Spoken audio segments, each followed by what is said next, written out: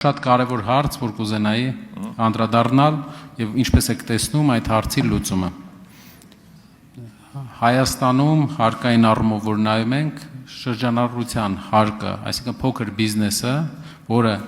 մեր բիզնեսի ամենամեծ հատվածն է, գրեթե բիզնեսի 70%-ը համարվում են փոքր բիզնես,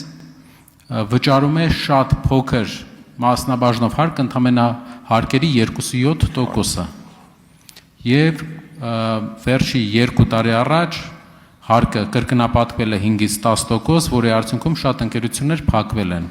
Ինչպես եք տեսնում այն օրենսդրական նախագծի ձեռնարկմանը, որով մենք հնարավորություն կունենանք զրոացնել փոքր բիզնեսի հարկերը, այսինքն 2.7% հարկային եկամուտներից հրաժարվելու դեպքում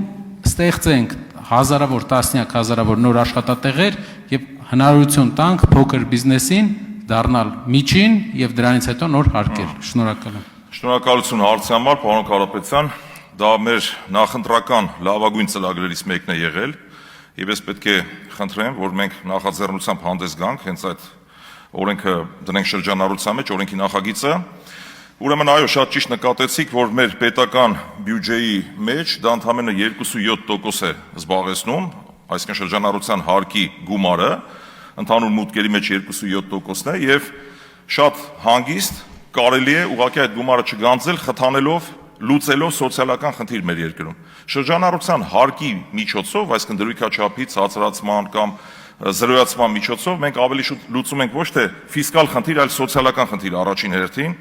Եվ ցավոք սրտի 25 թվականի հունվարի 1-ից փոփոխվեց այդ մասը եւ շատ ու շատ ընկերություններ փակվեցին։ Մինչեւ 4000 ընկերություններ փակվել են Հայաստանի Հանրապետությունում, զուտ նրա համար, սիրելի ժողովուրդ, որ մարդը վճարում էր ամսական դիցուկ 200,000 դրամ եւ այդ թիվը դարձավ 400,000 դրամ, որը էական նշանակություն ուներ իր գործունեության համար։ Ռիսկեր կան, բնականաբար դա մասնագիտական քննարկման խնդիր է, բայց այո կան հնարավորություններ եւ այդ օրինագիծը կարծում եմ մենք դնենք շրջանառության մեջ պարտադիր։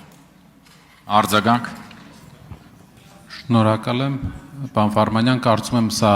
առանցքային նշանակություն ունի մեր երկրում փոքր բիզնեսի, միջին բիզնեսի նաեւ ձևավորման համար եւ կարծում եմ մեր